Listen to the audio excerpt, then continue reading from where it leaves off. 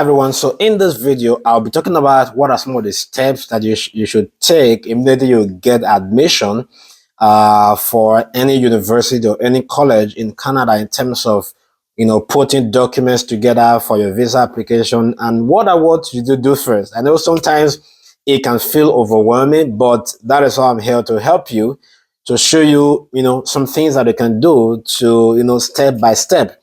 Now, when you get the offer, a lot of colleges will give you a letter of admission, and they call it offer letter.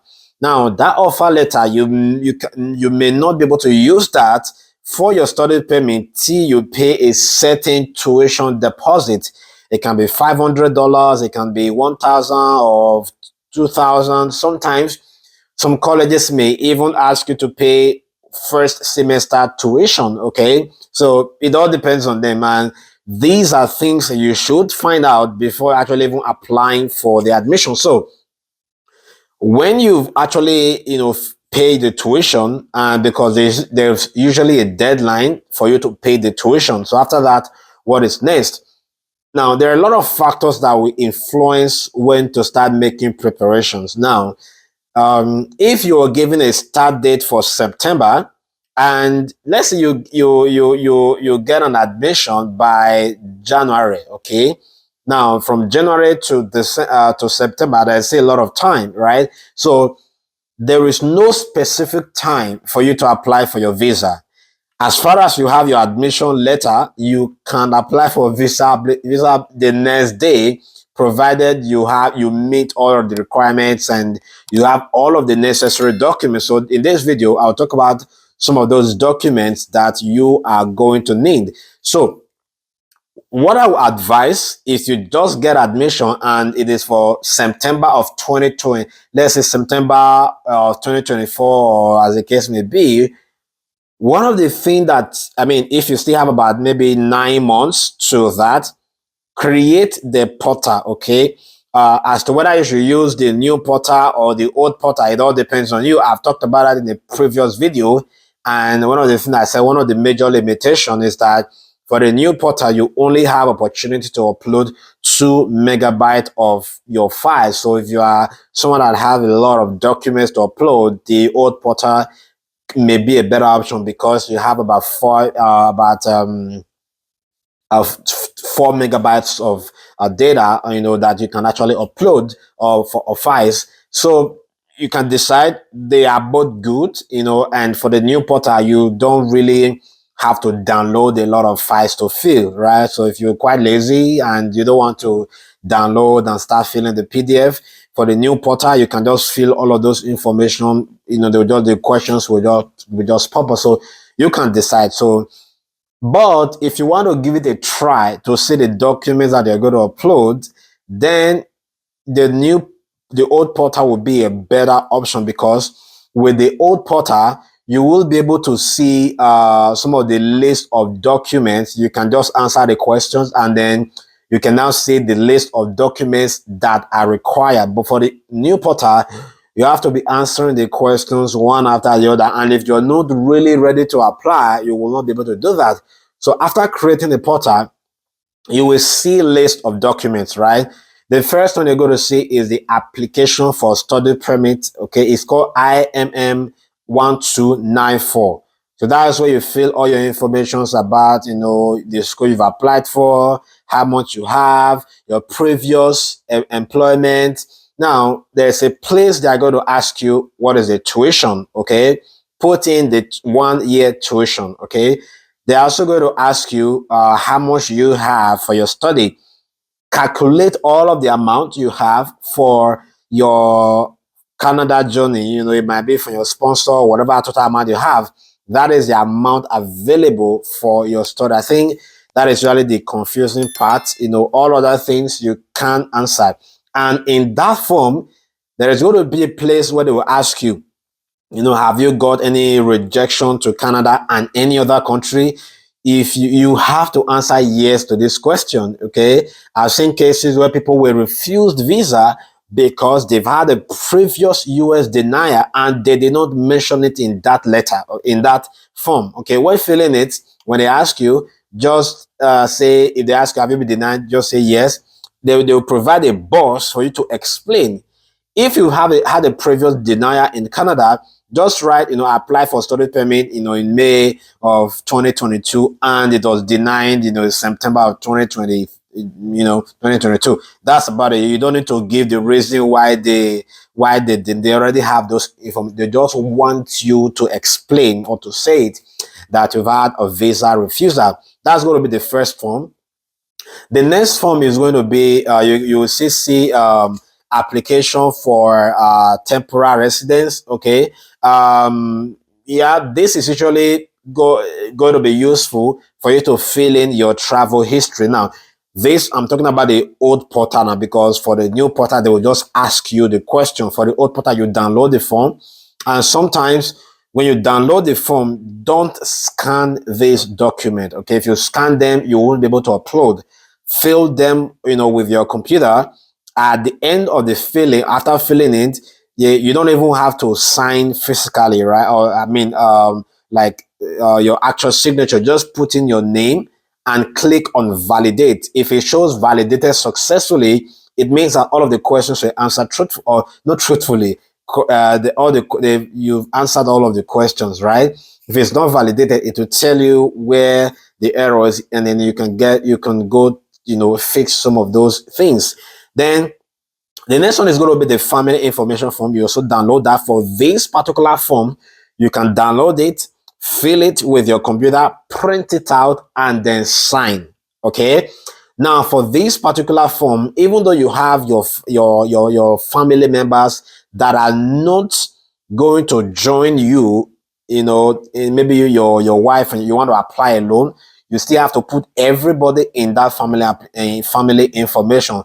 Make sure you fill correctly. This is a very crucial thing, because you can't fill one thing now and later on you come and say, oh, I want to change it. There's a new, no, there can't be update, except maybe for things like you're single, now you're married. If you say this was your father's name, and now you want to change it, maybe for some reason it doesn't work, I want to sound a very big warning to those that are using agents to apply. This is where you have to be very careful. If you're using agents to apply, make sure you understand and you are the one to provide the necessary information to the agent for their application. Okay. And then the next form is going to be use of family rep form. This is only for those that have other family members included in the application. If you're applying a loan, you will not see this form. Okay. When you applying for your spouse, you will see this form. You go to see section A, B, C, D, and stuff like that. When you fill those first two forms, then your spouse is going to sign to see that you are actually not representing them in the application. That's about that. You can print out, you fill that, print it out, and sign. Okay, and then upload. You don't need to validate these ones. Of course, you will need to, of course, by now, you should have your international passport, which will be uploaded, and then the letter of acceptance from the school. This is the one you will get after you have uploaded, after you have paid the tuition deposit. So they will send you an actual letter that you can use. And then there's going to be a place for the proof of finance, the maybe proof of means of financial support. Or for this particular one, don't make the mistake of uploading only bank statement. Okay, for that proof of form, upload the bank statement, every other supporting documents that justify your funds, your pay stub, if you have a company, your company registration, even landed properties, letter of reference from your company. This is the place to upload all of them, because they are the one that justify where the funds are coming from. Now, if you sold the property, which is normal, anybody can sell a property, make sure you include all the date of sale and other things in this particular proof of means of financial support. You want a situation whereby if they read everything, they can see the bank statement, and maybe if there are some lump sum in your particular bank statement, make sure you do maybe a Word document to explain those lump sum, where they are coming from, and if possible, attach evidence, okay? Because this lack of documentation is one of the reasons why people get refused. So attach as many documents that justify where these funds are coming from, okay? If you're a business person, attach as many receipts or invoice on business description as possible, okay? Now, the other one is going to be upfront medicals. Do I need to do upfront medicals or not? It's up to you. You can do upfront medicals, and then immediately you go for your medicals. They will ask if it's upfront, of course. That way, you don't need to provide them any document. After doing the upfront medical, then they will give you a form, just like a 1-page, sometimes 1 or 2-page slip. You upload that slip in the place where it's requested for medicals. Okay, don't upload any other thing. If you don't want to do medicals, it's fine. You can just wait and submit your applications. When they request for the medicals, you can go do it. The only advantage where if you do your medicals is that, when you're reviewing your application now and they get to the point of reviewing your medicals, instead of them to now send you a message, you now go, to book medicals and all of those information, then if you already have it, they can just pass. But it doesn't necessarily affect the outcome of your application. So do upfront does not make your visa to be approved or not approved, okay? Then you may also want to do a police report. For that upfront medicals, if you have as many family members, whether they are children and all that, everybody can just do medicals. And especially for the husband and the wife, if possible. But if you're a single applicant, make sure you only yourself can do. Passport photograph on a white background. Usually, if you check the Canada immigration website, there's going to be a description as to what the passport size is going to be. And then under the client information, that is where you upload the letter of explanation and all other supporting documents that you have not uploaded in the previous sections. For example, things like police report. This will be done by anyone that is above 18 years old, if possible. Children don't need police report, okay? And then letter of introduction from your workplace. If you haven't uploaded it there, make sure you upload it, or maybe things like ID card and stuff like that. All your education credentials are going to be uploaded under the client information, or the additional information if you are using the new portal, and then your certificate and your transcript, okay? Record of tuition payment, you can also add it here. You can add it to the proof of finance as well.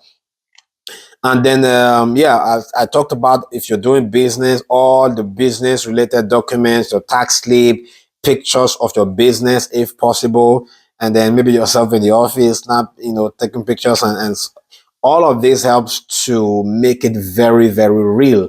Okay. And then you can also include family pictures here. Maybe yourself, if you're married, you can include yourself and your family. If you are not married, maybe pictures of yourself and your siblings. It's also important here. At least it may also be very useful for family ties if you are not applying with your family members. Now, if you're applying for your spouse, which means you're doing the spouse open work permit, you'll still have to fill the application for work permit. Okay, that's going to be filled under this position for your spouse. You're still going to fill the TROV. Your spouse is still going to fill the family information, and then they'll ask you to upload marriage certificate and all that if you are married. So, and then purpose of travel. Yes, let me not miss this. Now, the purpose of travel usually is just not more than 2 paragraphs, okay? Just explain, why is your spouse following you to Canada? I mean, you know why your spouse is following you. Maybe emotional support, for any family related assistance. You can talk about how you both met and stuff like that. But the broad picture is really explaining how important it is for your spouse to follow you to Canada, and you don't want to be alone, okay? And so the spouse will also need like upfront medicals, police report, letter of explanation. This letter of explanation will be written by the letter of explanation under the spouse open work permit will be written by the spouse. The applicant will write their own letter of explanation, study permit and other stuff. For the purpose of travel, that should also be written by the spouse, whoever is applying for the work permit, the marriage certificate, pictures and some other stuff like that. If you are applying for your children, you still have to. Now, this is this is where it gets very tricky. Something you want to ask yourself: oh, for my children, do I apply for study permit for them or for visiting? Well, if your children are above 4 years, you have to apply for study permit for them. But you may ask, how do I get letter of acceptance for them? Well, you don't really need letter of acceptance for children if they are less than 18 years old, because you are applying for study permit, and hopefully if you get it, then your child does not need to have a letter of acceptance. So maybe you can just write, a letter, just states that, application for exemption, my child is following me, I'm applying for my study permit, and under the IRS's website, it states that, when my child, or when a father or mother has either study or work permit, the child is exempted from getting letter of acceptance. So can we consider this as an exemption for letter of acceptance? You sign date, and that's about it. You can upload that in that section for the letter of acceptance for the children. And then for those that are less than 4 years old, you can apply for visiting for them. When you're applying for visiting, sometimes you may ask, or even for the study permit for the children, you may ask, well, so how do I fill information? You don't fill your own information for your children, fill in their name, their passport number, their address. When it comes to the school, they will ask, oh, what is the name of the school? Just say not applicable. The address of the school, not applicable. The city and the province will be your city. The duration for the study for the children is going to be the duration for your study permit, right? In terms of funds available, it's optional. You can put, $0, doesn't really matter for children, or put funds available, 4,000 or 5,000 for the children. Each of them are as the case maybe, just so at least you have some funds to take care of your children. Same for visiting. Okay, for under visiting, you're going to ask, who is your child visiting in Canada? Now, you're still in your home country, right? But in that case, put your name, put your potential address, which is going to be your city and your province. And for the actual address, just put not applicable, or just put that, we'll get, an accommodation. They'll be getting accommodation when they arrive in Canada. Okay. Now, if someone else is going to be sponsoring you, let's say your father, your mother, your brother, the sister, uncle, aunt, whoever sponsoring you, number one thing, think about they have to show their bank statement, personal bank statement, not a business bank, business account. Okay. And then if they are doing business, of course, all the supporting documents for their business, they should show that. If they are employed, letter of, all the letter of employment and all related documents, they can also show those ones as well. And then, letter of sponsorship, they can do that. They can do affidavit of sponsorship as well. Proof of relationship, usually, birth certificate is the best. If it's your brother, showing birth certificate, that will include that you have both the same father and mother on that birth certificate. That's why you can't really use friends or anybody that is not so close to you, because you will not be able to justify the relationship. Okay. And then all our CSC, tax receipt if possible, and that affidavit is really very important. Another question would be, for my uncle or whoever is sponsoring me, should they send the money to my account, or they leave the money? That is optional. You can do both. Okay, so if they send it to your account, they will also give you all the supporting documents for where their funds are coming from. If they are the ones showing the supporting documents, they can also show as they can also show it themselves, but they will give it to you, upload in the application. So, and then you upload, and then you pay the application fees. After you pay the application fees, then submit your application, and then maybe after a day or two, they'll send you a letter for biometrics. You go do your biometrics, or immediately you do your biometrics, is automatic. You don't need to do any other thing after that, right? It's automatically going to be sent to IRCC. And then after that, you wait to the next news that you'll be going to be getting. Anytime you get a message from them, check it out and see what information they require, if they need any further documentation and stuff like that. That's going to be it for this video. I mean, if you haven't subscribed by now, I think you're doing yourself a disservice, because whatever I release now is a gold mine in terms of the loads of information, and there are more to come. So if you haven't subscribed, just now click on that subscribe button so that whenever I release new videos, you can be able to see my new videos. And if you haven't liked this video, do it to like. And I wanted to leave a comment in the comment section. Which stage are you now in the visa application process, and if you are facing any challenge as well? And if you want to talk to me one-on-one regarding this process, to give you that professional guide,